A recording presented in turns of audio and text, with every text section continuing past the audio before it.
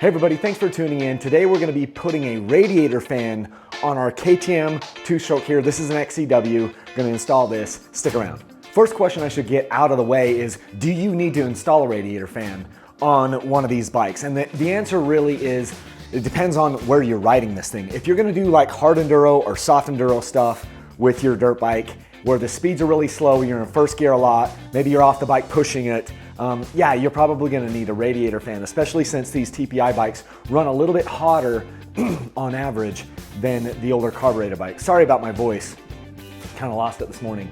But on this bike, because I'm gonna be doing some soft enduro type, hard enduro stuff with this bike, I'm definitely gonna put a radiator fan on it. I personally think that KTM should put a radiator fan stock on these XCWs. I'm fine if you don't do it on the SXs and the motocross bikes and the XCs, but the XCW is built as a hard enduro bike, and this bike should have it on by default from stock. Same thing with the Gas EC300. These should be installed from the factory so that we don't have to do this. But let's kind of go through this here.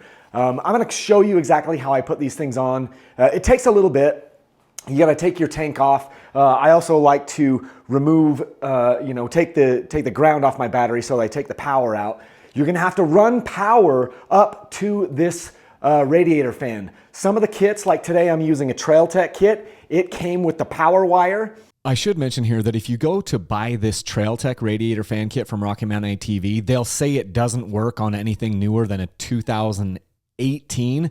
I'm putting this on a 2022 and it fits perfectly. But if you go and you search for KTM digital radiator fan kit, it's basically the same price and it's right here. I just had this Trail Tech one sitting in my shop, and so I use that anyway, but they both work.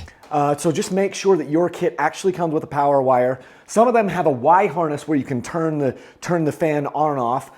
Some of your bikes might have a relay where it'll shut the power to the fan off. But I like this Trail Tech one where you can adjust this and it's programmable so that you can turn it on at the temperature that you want, which is really nice. So now that I got my tank off, I'm actually going to drain the coolant out of the radiator and get this radiator off. So let's look at that. Okay, so I'm gonna drain my coolant here. I've got this little flexible funnel, which just helps me to kind of catch it, and then I'm catching it in just a bowl here. I've removed my radiator cap, and then you can tell which is your drain bolt, because this is the only bolt down here that has a little brass washer on it. That's to help it to seal.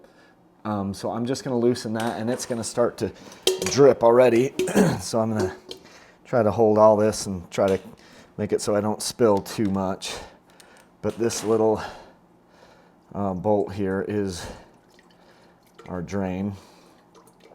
We need to drain the coolant out because we're gonna be taking that radiator off. So hopefully I'm not spraying the camera, probably am. Catch it like that. And we'll get our coolant drained out. Sometimes when I'm doing this, I might switch coolants to like engine ice or something. The KTM coolant is fine, it's this pink stuff. Engine ice is bluer. I think the bike might run a little bit cooler with the engine ice. But yeah, so we'll just get this thing drained out here. Now that we've got that all the way drained out, I'm just going to go ahead and cinch that bolt back up to the manufactured torque spec right here off my wrist. And we're done with that for now.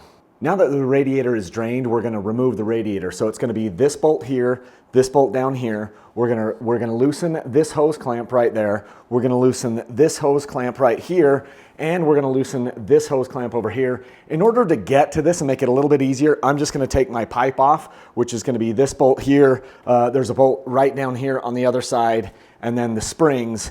And once I get all that off, I can just easily pull this radiator, which I'll show you.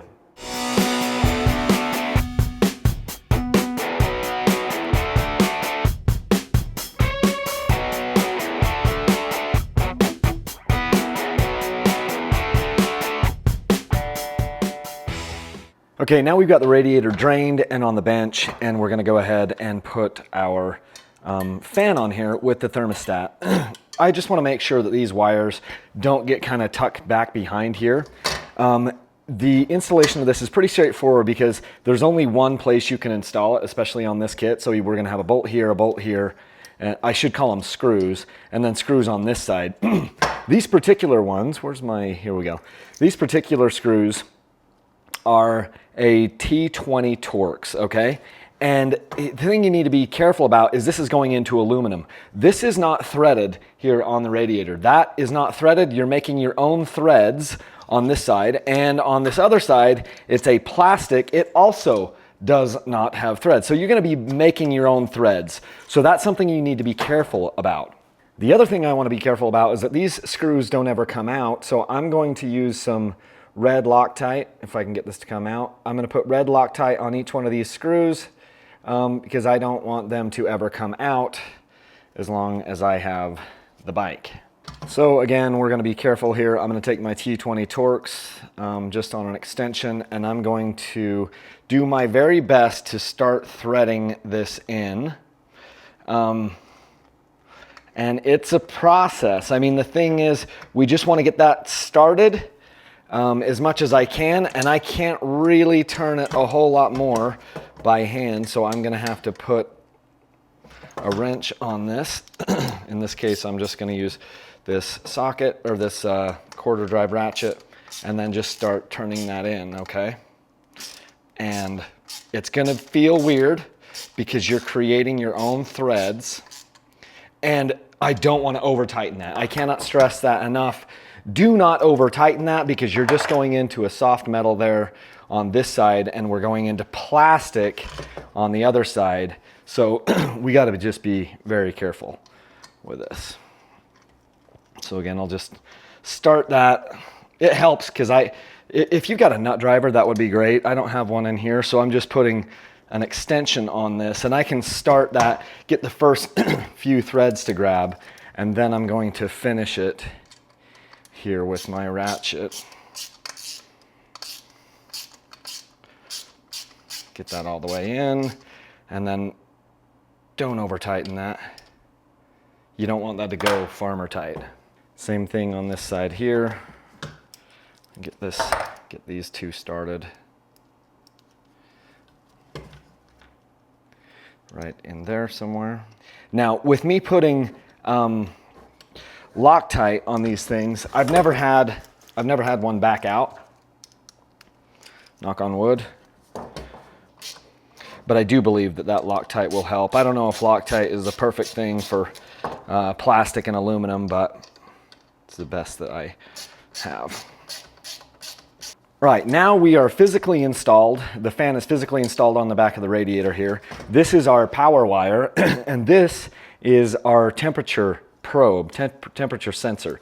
They give you some of this thermal compound here in the pack, so that just goes on this guy, if you can get it to come on. I think this just helps it to transfer the heat better, give you a better temperature reading. So I'm just gonna coat that. And then I'm just gonna make sure that my wire doesn't go back down behind, and I'm just going to stick it in here, just kind of in the center. And you're just putting that right down in the fins. I don't know how well you can see that, but you're putting that probe right down into the fins. It gets kind of hard to push towards the end here, and I don't want to bend anything, so let me show you what my solution is here. So I'm just going to take a wood block. You could take anything, and you want to just kind of push this thing down, and I don't know if you'll be able to see this, but you want to push this thing down very straight and slow and methodical so that you can get this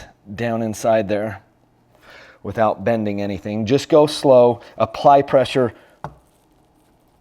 straight down, and I think I'm just about there. I'll just go, there we go, teeny bit more, and as you can see, temperature probe is in. That is never gonna come out because it's in tight enough. That sucker will never come out. So now we're good, and we can take this back over to the bike to install it back on there. This process should be pretty straightforward because it's the exact opposite of what we did just a few minutes ago. So I'm just gonna get make sure my hose clamps are all still in the right spot. And then one by one, I'm just gonna apply these hoses back onto the spots that they're supposed to be, making sure it all fits in perfectly. And this thing will kind of stay here just like this. And then I'm just gonna go through and tighten up my hose clamp fittings. By the way, side bonus tip, these radiator guards are with the way that this is designed now on the newer KTMs and Huskies and gases, I do not believe that we need aftermarket radiator braces. I haven't seen that it helps because this brace here is sufficient, especially with the way that this is all designed. So I do run radiator guards / braces on other models, but I no longer run them on these KTMs, not post about 2018 or 2019. I don't think they need it. Once you get this installed the way it's supposed to be, there's good enough protection there. Not to mention that most of the aftermarket radiator braces are more expensive than the radiators themselves. And I have yet to see in my riding groups with my riding or my riding buddies, I've yet to see us damage a radiator to the point that it was unusable. They get pushed back, but they don't get smashed in that much, and they just work. So these bikes, I don't put radiator braces on anymore. Okay, so now we need to run our power. This particular one has a 7.5 amp fuse, which is nice. Inline fuse in case something weird happens with that. So I'm just gonna cover that up. And we're gonna figure out the best way to run this forward, which I'm just going to go start coming back here and put this under the main wiring loom and kind of follow that for a bit. And then come up through here. I'm going to then come around there and come up underneath this. And generally, I think that's gonna work because here's my power. And I'm going to just plug this in and then kind of do my final routing and zip tie this stuff so that it looks nice and pretty. Had to get a little bit longer bolt to go down into my positive terminal side because I've got so many little things that I'm putting in here. I'm putting in a capacitor here to make this XCW start if it's on a dead battery. So I have one extra thing on there. So I've got my main power wire, I've got the power wire for the fan, and then I've got a power for that capacitor. So I had to have a teeny bit longer bolt for that. That's why it doesn't look like the other side. I'm not gonna hook up my negative side until I'm all done. The exact routing of where you put this, it's not like uber critical. The main thing is you just don't want it flopping around. You don't want it to be caught by anything. I like to make sure that things are clean and done like semi-professionally. So I'm just gonna make sure that these wires are all kind of secured. So this is an optional step, but I don't wanna have to worry about like water and stuff getting in here and corroding my connection to this, to my radiator fan. So I'm just gonna tape this here. Again, not required, but also not a bad idea. Just using, standard electrical tape here for that job. And now I'm going to get this back behind. Let's see, we want this to come up. I'm gonna put it down below here, but behind that, just like that. And then I'm gonna put like a wire tie, a zip tie, zipping that thing right up there. Just secure that baby down. Love it. So even before I've got this hooked up to power, I'm just gonna go ahead and then set my temperature for this to come on. So I'll push and hold that button. I want it to stay on Fahrenheit. You can go to Celsius if you want. We'll let that stop flashing. And then my high turn on, I'm gonna have this turn on at 180 degrees. I find this is a good middle ground where it isn't running all the time, but so I'll just say we'll go turn it on at 180 degrees, and that keeps my bike nice and fresh. And I almost never have them getting over the boiling point. It's very rare. If my fan is coming on at 180, it's very rare that this bike will ever even peak over 205. Very, very rare. So that's kind of where I run it. But you can run yours higher or lower, however you want.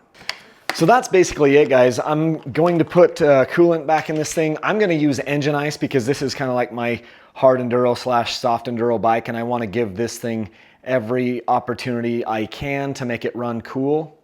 And I find that this stuff makes the bike just maybe run a touch cooler. There's other coolants out there, but this is one that I've had really good luck with. I buy this at Rocky Mountain ATV. In fact, if you want to support this, best thing you can do is buy all your stuff through my links.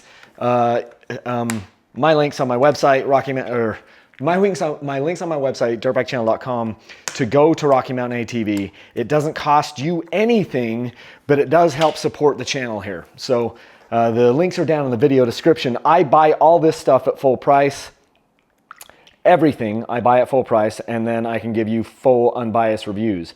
These TrailTech fans, these things are incredible. I also have some that say KTM on them, like on that bike and on that bike over there. TrailTech makes all these things from what I've been told, and they're really, really good. I've used other fans in the past, and I haven't been nearly as happy with the results. So these TrailTech fans, oh, there's the top. TrailTech fans are the best that I've used. Now, something I'm gonna do here is I'm just gonna tip the bike over a little bit and let some of that coolant flow over into my other radiator. You kind of drip a little bit on this every time. So now I've got space to put a little bit more in. So this is just, it's a little bit of a messy process to get this thing topped back up. And I will want to run the bike for just a second once I get this all put back together and make sure that my coolant is topped all the way up. But for now, I'm good. So I'm gonna put my radiator cap back on this thing. That's it. At this point, yeah, you just put your tank back on, and obviously your pipe. I'm gonna do a couple more things to this bike to get it set up, so I'm just going to end it here. If you should know how to put your tank on. If you don't, send me an email and we'll get your tank on and off for you. So that's what I've got for you today on this. I put probably 15 or 20 of these fans on bikes now, and I've never had one fail, ever. So knock on wood, knock on plastic, knock on the metal frame, the steel frame, but I've never had one fail. So they've been very, very good. You can wash this, you can use a pressure washer. Just be careful around your fittings and things as always. And but that thing is ready to go as soon as I hook the battery back up. So thanks for watching so much. If you have more questions about this stuff, you can always send me an email, kyle@dirtbikechannel.com or customer service at dirtbikechannel.com. Please use those links to Rocky Mountain ATV. And yeah, that's what I've got for you. Thanks so much, and leave a single track.